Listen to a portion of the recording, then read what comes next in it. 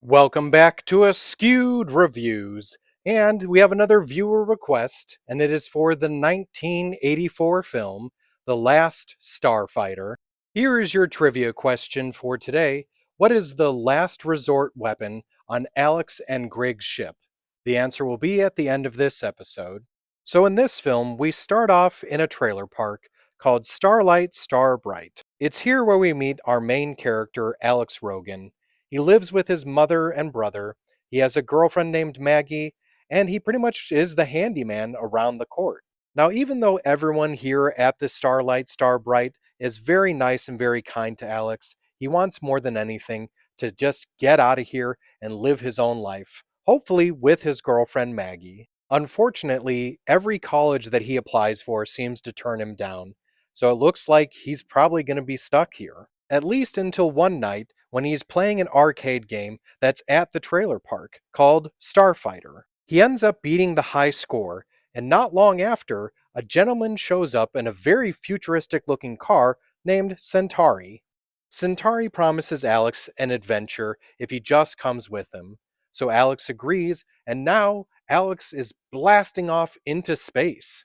Alex, of course, soon notices that this is no ordinary car, and Centauri is no ordinary person.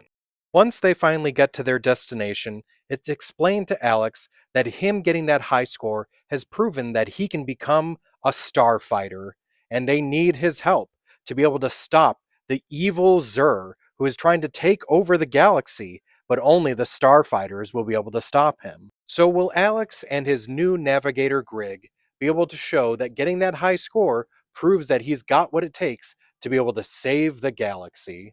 This movie was directed by Nick Castle. The writer of the film was Jonathan R. Bituel.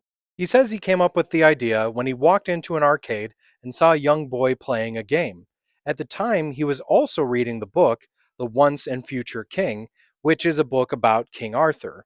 He thought about what if an arcade game worked like Excalibur. In fact, in the movie, Centauri even calls it the Excalibur test. Lance Guest was chosen as the character of Alex Rogan due to his performance in the film Halloween 2. There were actually a lot of connections to the Halloween movie series when it comes to this film.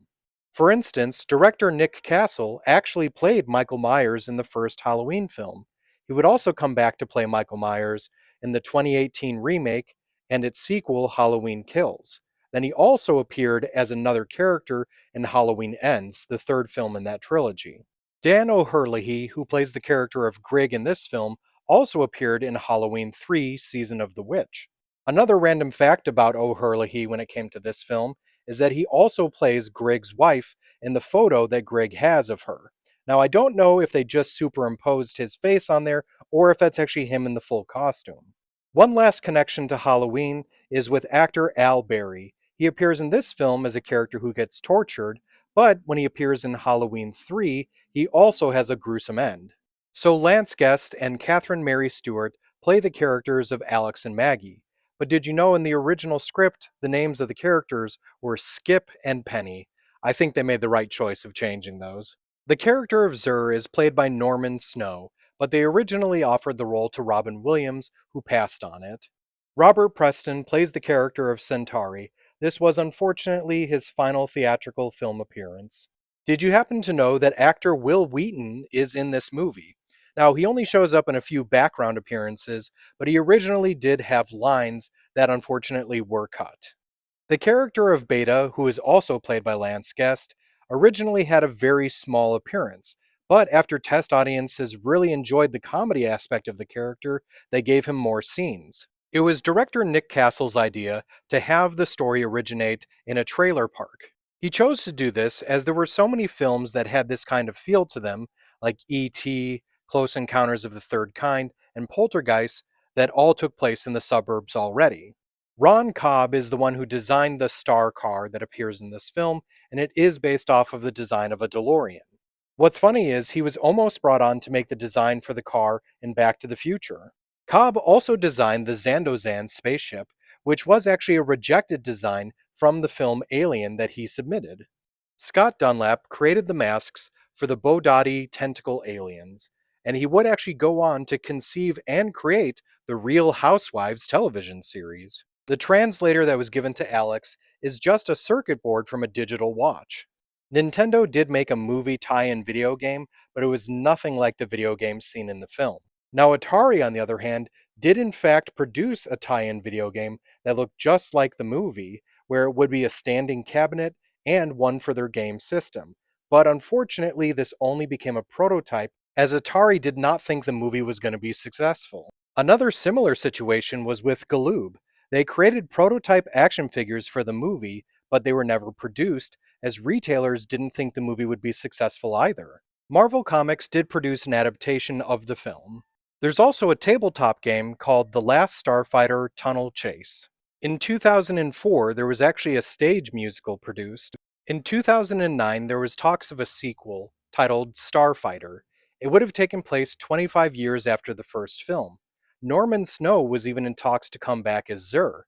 The two ideas they had was either a grown-up Louis Rogan becoming a starfighter to try and find his brother. The other idea was that Alex and Maggie would have a son or daughter that would end up becoming a starfighter because they wanted to settle the score with Zur, as apparently during that 25-year span, he would have somehow taken Alex out.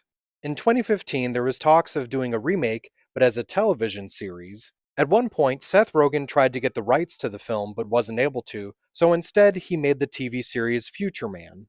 And then it looks like as recent as 2018, there have been some serious talks of actually doing a remake, but nothing so far.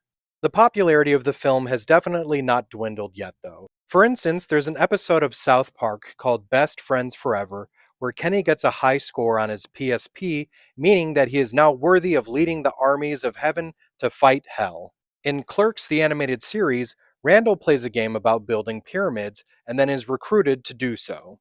In an episode of Buzz Lightyear of Star Command, Buzz trips over the foot of an octopus man who gets angry at him, which is just like a scene that happens in this film. Now, I'm sure there's probably plenty of other references out there, those are just the ones that I'm aware of.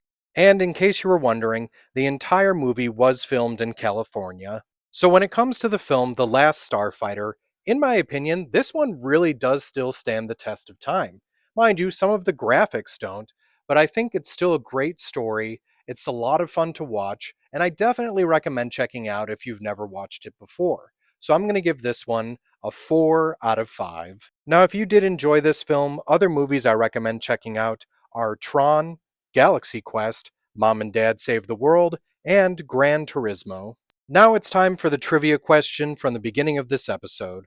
What is the last resort weapon on Alex and Grig's ship? It is called the Death Blossom, and this is where the ship begins to spin a 360 and firing off in every direction. It's believed that there is a reference to this in the video game Overwatch, as a character named Reaper has an ultimate move called Death Blossom, where he spins 360, firing his guns in all directions. Also, in the television series Reboot, Matrix gets into a bar fight and sets his smart gun to Death Blossom mode, which tags everyone in the room as it spins. I hope you enjoyed this episode of Askewed Reviews, and if there's a movie you'd like to see get a review, just mention it in the comments.